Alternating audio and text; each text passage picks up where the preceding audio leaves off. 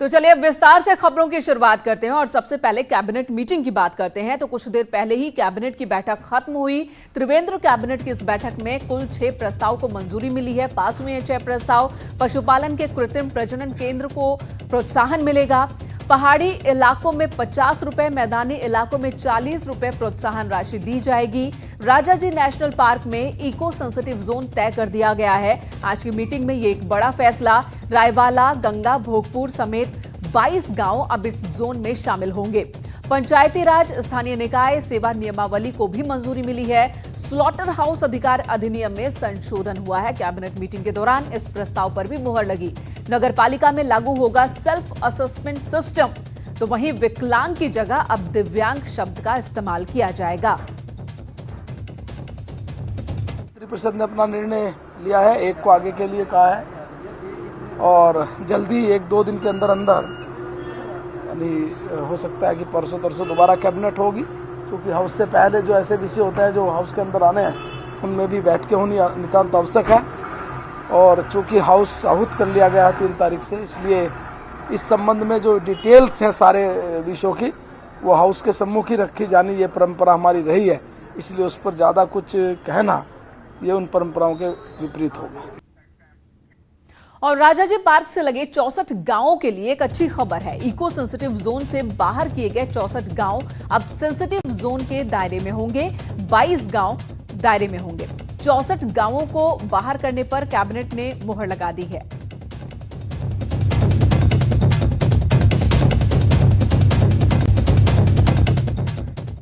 इधर राज्य में जनता की समस्याएं जल्द खत्म हो और लोगों को भटकना न पड़े, इसके लिए मुख्यमंत्री ने हफ्ते में 2 दिन विधानसभा ऑफिस में बैठने की बात कही थी। आदेश दिया था मंत्रियों को, लेकिन मंत्रियों को इस आदेश का कोई फिक्र नहीं है।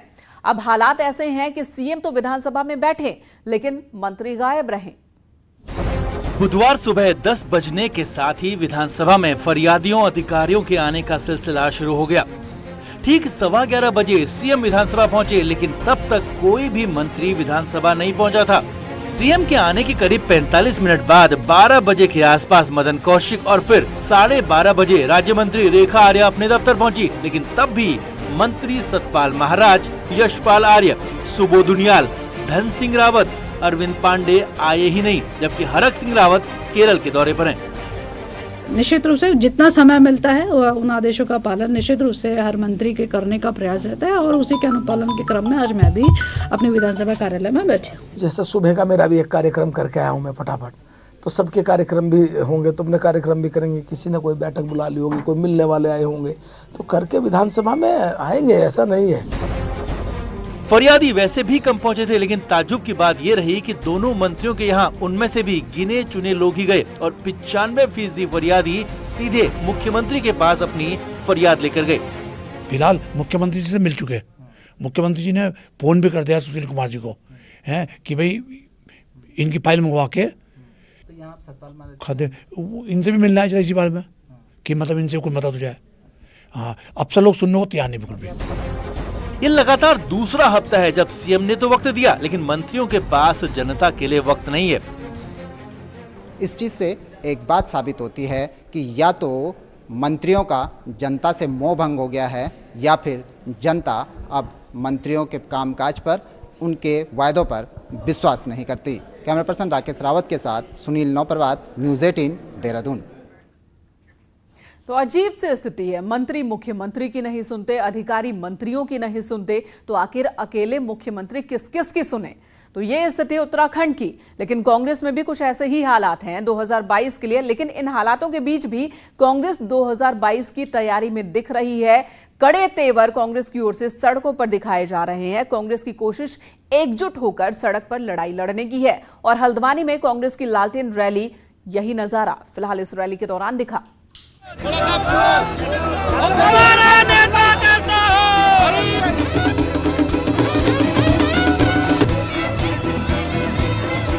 कांग्रेस के नेता भरी दोपहरी में सड़कों पर लालटेन लेकर निकले। मकसद था राज्य सरकार के पिछले 3 साल के किए विकास कार्यों को खोजना। 2017 के विधानसभा चुनाव के बाद ये पहला मौका था जब कांग्रेस के आला नेता एक साथ सड़क पर नजर आए और निशाने पर रही सत्तारूढ़ बीजेपी। आज कांग्रेस को हजारों हजार लालटेनें लेकर के उस विकास को और जन कल्याण को ढूंढना पड़ रहा है और मैं प्रदेश कांग्रेस को बहुत बधाई देता हूं। सरकार ताबूत में है, आज हम आ रहे हैं दोस्तों, हम चंपावत से जब आते हैं तो जब सड़कों पे 2022 में इस सरकार चाहे तोरगलिया रोड हो चाहे बागेश्वर से अल्मोड़ा से हल्द्वानी यहाँ पर लालटेन से जुड़ गए ताकि गलती से कोई विकास कार्य उनका छूट न जाए। और हमारी नेता कांग्रेस की लालटेन यात्रा की खासियत ये रही कि इसमें कांग्रेस के चारों बड़े नेता हरीश, इंदिरा, प्रीतम और किशोर उपाध्याय एक साथ नजर आए। हालांकि सत्तारूढ़ बीजेपी ने विपक्ष की लालटेन यात्रा को नौटंकी कह दिया। तो ये तो एक विपक्ष का एक नौटंकी है, ये करना है। उनको दिखाई नहीं दे रहा जितने काम हम कर रहे हैं या केंद्र सरकार प्रदेश सरकार काम कर रही है, तो ये उनको दिखाई नहीं दे रहा। भले ही बीजेपी कांग्रेस की इस लालटेन यात्रा को हल्के में ले, लेकिन सच ये भी है कि सड़कई संघर्ष हमेशा सत्ता के दरवाजे तक पहुंचता है। शैलेंद्र नेगी, न्यूज़ 18 हल्द्वानी। तो बीजेपी कांग्रेस की रैली को नौटंकी बता रही है और कांग्रेस इसे कामयाब बता रही है। हालांकि कांग्रेस की हर रैली और हर प्रोग्राम जो है कामयाब इसी में हो जाता है कि कम से कम सारे नेता, कांग्रेस के बड़े नेता एक साथ तो दिख जाएं। अगली खबर पिथौरागढ़ से, जहां पर बर्फबारी के कारण कुछ लोग कालामुनी में फंस गए, जिसके बाद पर्यटकों ने एक वीडियो जारी किया जिसमें सैलानियों ने जिले के आपदा प्रबंधन तंत्र और स्थानीय प्रशासन पर अपना गुस्सा दिखाया है। सैलानियों ने बताया कि आपातकालीन सेवा पर फोन करने के बावजूद भी किसी ने फोन नहीं उठाया, ना ही कोई उनकी मदद के लिए आया है। सैलानियों में महिला और बच्चे भी हैं, इस वीडियो में आप देख सकते हैं। हालांकि सैलानी बड़ी मुश्किल से 30 किलोमीटर की दूरी उन्होंने तय की, पैदल बर्फीला रास्ता तय किया और रात में मुंशियारी पहुंचे। यहाँ फंस चुके हैं, गाड़ी खड़ी करके ये लोग पैदल आ रहे हैं। इतना दिक्कत हो रहा है, घूमने आए बस हो गया, कोई भी नहीं रेस्क्यू करने के लिए भी नहीं लग रहा है, 100 नंबर भी नहीं लग रहा है, बहुत ही घटिया हाल है। एक बच्चा भी है साथ में। उत्तराखंड में आज नहीं आना है, थोड़ा सा टूरिस्ट सर्विस और अच्छा होना चाहिए ताकि टूरिस्ट फंस जाए तो उसको रिकवरी करने के लिए कुछ हम लोगों को 100 नंबर पे कॉल किया था। हाँ, 100 नंबर लगा ही नहीं, ट्राई किया, हर एक फोन से ट्राई किए, 100 नंबर नहीं लगा, 100 नंबर नहीं लगा। ऐसा तो नहीं, छोटा सा बच्चा लेकर हम लोग ट्रैवल कर रहे हैं, ये अंदर में चलना भी बहुत दिक्कत हो रहा है। तो पहाड़ में तो आखिर शासन प्रशासन को इतना तो ख्याल रखना ही चाहिए कि उत्तराखंड की अर्थव्यवस्था इन्हीं सैलानियों पर टिकी है और इनकी सुध नहीं ली जा रही। इधर रुद्रप्रयाग में इन दिनों तृतीय केदार भगवान तुंगनाथ के कपाट बंद हैं और प्रशासन ने मंदिर परिसर में बिना इजाजत किसी के भी जाने पर रोक लगा दी है। लेकिन इसके बावजूद तुंगनाथ मंदिर परिसर का एक वीडियो सोशल मीडिया पर वायरल हो रहा है, जिसमें कपाट बंद होने के बाद बर्फबारी के बीच बाबा तुंगनाथ मंदिर में कुछ श्रद्धालु जूते पहनकर पहुंचे हैं। वीडियो को लेकर अब लोगों का जो गुस्सा है वो भी सामने आ रहा है। श्रद्धालु जहां जूते पहनकर खड़े हैं, उसके ठीक नीचे बर्फ में नंदी की मूर्ति भी दबी है। देखिए, क्योंकि जो वीडियो वायरल हो रहा है वो अत्यधिक बर्फबारी के समय का वीडियो है। हम लोगों ने वहाँ पर 6 पीआरडी के जवान इस कार्य के लिए लगाए थे, क्योंकि अभी केदारनाथ ट्रैक रूट में हम लोग बर्फ हटाने का कार्य कर रहे हैं, तो उसमें हमने जवान डाइवर्ट किए हैं। लेकिन तुरंत हम लोग फॉरेस्ट डिपार्टमेंट के माध्यम से फिर से ये व्यवस्था इंश्योर कराएंगे कि मंदिर की सुरक्षा में पीआरडी या होमगार्ड के जवान रहें और जो भी श्रद्धालु इस तरह के कार्य करते हैं उनको रोका जाए इस तरह के कार्य करने से। इधर टनकपुर टू चंपावत हाईवे पर हो रहे काम के कारण लोगों को खासी परेशानी का सामना करना पड़ रहा है। आज नेपाल के महेंद्र नगर और नानक मत्ता जा रही 3 बारातें दूल्हों के साथ स्वाला के पास घंटों फंसी रही, जिसके बाद लोगों में सड़क निर्माण में लगी कंपनी के खिलाफ गुस्सा दिखाई दिया। बारात में फंसे रहे आप लोग? कहाँ पे? सोना विश्राम घाट। हाँ, कितने देर तक? 1.5 घंटा। कितनी देर से फंसे रहे आप यहाँ? 1.5 घंटा हो गया। 1.5 घंटे फंसे रहे? क्या नाम आपका? भास्कर जोशी। बारात कहाँ ले जा रहे थे? हम ले जा रहे थे धनगढ़ी। कितनी देर फंसे रहे यहाँ? 1.5 घंटे। नैनीताल हाईकोर्ट से खबर, जहां पर हाईकोर्ट ने 10 साल की बच्ची की हत्या के मामले में दोषी पवन सैनी को उम्र कैद की सजा सुनाई। कोर्ट ने निचली अदालत के फैसले को बरकरार रखा और दोषी पवन सैनी की याचिका को खारिज कर दिया।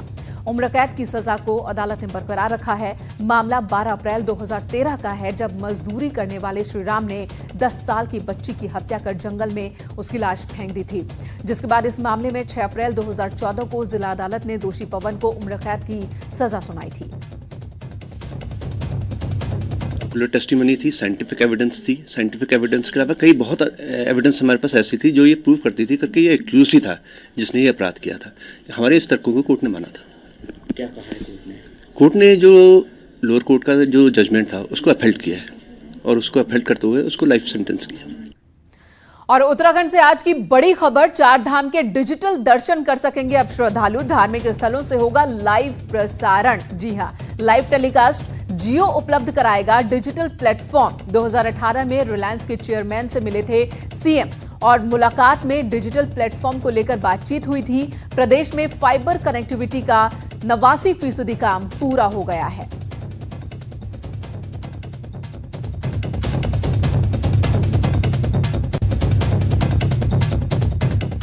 दिल्ली में हुए एनआरसी और सीएए के हिंसक विरोध प्रदर्शन को देखते हुए राज्य में पुलिस को अलर्ट रहने के निर्देश दिए गए हैं। खास तौर पर राज्य की सीमाओं से जुड़े इलाकों पर पुलिस की चौकसी बढ़ा दी गई है।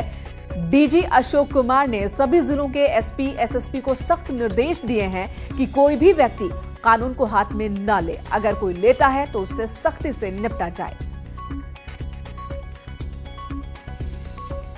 वो प्रदर्शन अलाउड है, अगर उसमें किसी भी तरह का वो बिना अनुमति के करेंगे तो मुकदमा दर्ज होगा, और किसी भी तरह का शांति भंग का प्रयास करेंगे तो मुकदमा दर्ज होगा, तो विधिक कार्रवाई होगी। तो हमारा टॉलरेंस लेवल 0 है। इसमें शांति भंग करना किसी को भी अलाउड नहीं है और शांतिपूर्वक प्रदर्शन करना सबको अलाउड है प्रशासन की अनुमति से। वो हमने सभी पक्षों के साथ रखा है, चाहे वो पक्ष में प्रदर्शन कर रहे हों या विरोध में कर रहे हों। दिल्ली में हुए बवाल को लेकर मुख्यमंत्री त्रिवेंद्र सिंह रावत ने कहा कि दिल्ली में जो कुछ हुआ वो दुर्भाग्यपूर्ण है। अमेरिकी राष्ट्रपति के भारत दौरे को देखते हुए जो कुछ किया गया वो सोची समझी साजिश के तहत किया गया और देश को बदनाम करने की कोशिश की गई। जो लोग षड्यंत्रकारी हैं उनको पकड़ा जाना चाहिए। जो कुछ हुआ है एक सोची समझी और षड्यंत्र के तहत सब कुछ हुआ है। देश को बदनाम करने की कोशिश की गई है, मोदी सरकार को बदनाम करने की कोशिश की गई है, जो अत्यंत दुर्भाग्यपूर्ण है। और मैं ये कहना चाहूँगा कि इसमें जो भी षड्यंत्रकारी हैं एक एक पकड़ा जाना चाहिए और एक एक को उसके दुष्कर्मों की सजा मिलनी चाहिए। इधर खाद्य आयोग की टीम ने आज देहरादून के आंगनबाड़ी केंद्रों और स्कूलों में दिए जा रहे मिड डे मील का निरीक्षण किया। रायपुर के कई स्कूलों में आयोग के अध्यक्ष भूपेंद्र रावत गए और स्कूल में मिड डे मील चखा उन्होंने। हालांकि स्कूलों में दिए जा रहे भोजन से वो संतुष्ट दिखे, लेकिन कुछ आंगनबाड़ी केंद्रों पर गुणवत्ता को सुधारने के निर्देश भी उनकी ओर से दिए गए। साथ ही टॉयलेट्स में साफ सफाई पर विशेष ध्यान देने को उन्होंने कहा। इस विद्यालय की व्यवस्था हमने देखी, यहाँ का मध्याह्न भोजन हमने चेक कर देखा। आज मिक्स दाल बनाई गई है, दाल सही है, नियमानुसार कार्य हो रहा। प्रधानाचार्य जी ने अन्य व्यवस्थाएं भी अपने स्तर से बहुत अच्छी करी है। विद्यालय से हम संतुष्ट। इधर सीएम त्रिवेंद्र सिंह रावत की एक पहल से कई बच्चों की जिंदगी अब बदल रही है। सीएम ने 6 महीने पहले मंत्रियों, विधायकों और सचिवालय के अधिकारियों को एक एक कुपोषित बच्चे को गोद लेने की अपील की थी, जिसके बाद सीएम सहित कई अधिकारियों ने बच्चों को गोद लिया। वहीं सीएम की गोद ली हुई योगिता अब कुपोषण से मुक्त हो चुकी है और मेयर की ओर से गोद ली गई बच्ची भी अब कुपोषण से मुक्त हो गई है। देहरादून के मेयर सुनील उनियाल गामा ने कहा कि सीएम त्रिवेंद्र सिंह रावत की ये सोच बहुत ही सकारात्मक परिणाम इस सोच के अब दिख रहे हैं। हमें खुशी है कि जो कुपोषण में बच्चे थे वो धीरे धीरे जो है उससे बाहर हो रहे हैं। एक निहारिका एक बिटिया है, उसको मुझे भी एक बेटी गोद के लिए कहा था उन्होंने, और आज मुझे बहुत खुशी है कि वो जो है कुपोषण से बाहर हो गई है। पिथौरागढ़ महिला अस्पताल में प्रेग्नेंट महिलाओं की लगातार हो रही मौतों की जांच शुरू हो चुकी है। डीएम ने एसडीएम की अगुवाई में 3 सदस्यीय जांच कमेटी बनाई है। इसके अलावा डीएम ने स्वास्थ्य निदेशालय से भी अलग से उच्च स्तरीय जांच कराने की बात कही है। पिथौरागढ़ महिला अस्पताल में पिछले 2 महीने में 4 गर्भवती महिलाओं की मौत हो चुकी है। जांच की जा रही है, उसके लिए मैंने एक 3 सदस्यीय जांच कमेटी गठन किया गया है। संबंधित विभाग के निदेशालय को भी मैंने अनुरोध किया है कि एक उच्च स्तरीय इसमें एक कमेटी बनाते हुए उसका जांच किया जाए। इधर SGRR कॉलेज के प्रधानाचार्य विनय आनंद बौड़ाई पर फर्जी दस्तावेजों के आधार पर प्रधानाचार्य बनने पर मुकदमा दर्ज हुआ है। बौड़ाई पर आरोप है कि कॉलेज प्रशासन की मिलीभगत से उन्होंने फर्जी दस्तावेज दिखाकर नौकरी हासिल की। आपको बता दें, बौड़ाई के फर्जी दस्तावेज की शिकायत पर पुलिस की ओर से जांच की गई। फिर जांच में उनके बायोडेटा में कई गड़बड़ियां पाई गई, जिस पर पुलिस ने थाना पटेल नगर में मुकदमा दर्ज किया। जी के खिलाफ एक मामला दर्ज हुआ है। जो SK शर्मा जी वादी हैं, उनके द्वारा शिकायत की गई थी, जिसमें जांच के उपरांत जो है मुकदमा पंजीकृत हुआ है पटेल नगर थाने में। और IPC के सेक्शन 420, 467, 468 और 471 में ये अभियोग पंजीकृत हुआ है। और इधर फर्जीवाड़ा यहीं तक सीमित नहीं है। फॉरेस्ट गार्ड भर्ती परीक्षा में हुए नकल और घोटाले के चलते उत्तराखंड अधीनस्थ सेवा चयन आयोग अब सवालों के घेरे में है। एक तरफ जहां कई संगठन और बेरोजगार युवा परीक्षा को रद्द किए जाने की मांग कर रहे हैं, तो वहीं आरोप ये भी लग रहे हैं कि जब आयोग ने बिना किसी आधार के 2017 में हुई JEE भर्ती परीक्षा को रद्द कर दिया था, तो अब इस मामले में साक्ष्य सामने हैं, तो क्यों नहीं रद्द किया जा रहा है ये परीक्षा। राज्य आंदोलनकारी और छात्र नेता रविंद्र जुगरान ने फॉरेस्ट गार्ड भर्ती परीक्षा को रद्द करने की चेतावनी भी दी है। परीक्षाओं को निरस्त करने के मामले में राज्य अधीनस्थ सेवा चयन आयोग और राज्य सरकार दोहरे मापदंड, दोहरी नीति, ड्यूअल पॉलिसी, दोगुनी नीति अपना रही है। तो आयोग पर सवाल इस वजह से भी है कि आखिर कोई भी भर्ती परीक्षा बिना किसी विवाद के संपन्न क्यों नहीं होती। एक ब्रेक के लिए रुकेंगे, तुरंत लौट। बिहार में अगले साल कुंभ होना है, लेकिन उससे पहले देहरादून हरिद्वार हाईवे को लेकर कई सवाल खड़े हो गए हैं। देखिए ये रिपोर्ट।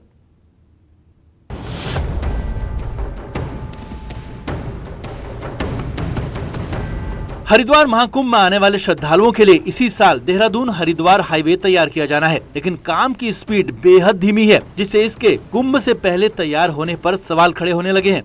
इस वक्त मौजूद है हम नेशनल हाईवे 72 जो देहरादून हरिद्वार को जोड़ता है, और इस पर अभी भी काम चल रहा है। लेकिन जिस गति से काम चल रहा है उसे शायद लगता है कि ये हाईवे कुंभ से पहले, यानी 2021 के कुंभ से पहले ये हाईवे बनकर तैयार हो जाएगा। साल 2009 से देहरादून हरिद्वार हाईवे का चौड़ीकरण का काम चल रहा है, लेकिन 10 साल में भी सिर्फ 52 किलोमीटर सड़क का काम पूरा नहीं हो पाया। हालांकि काम कर रही कंपनी इसे समय पर पूरा होने का दावा जरूर कर रही है।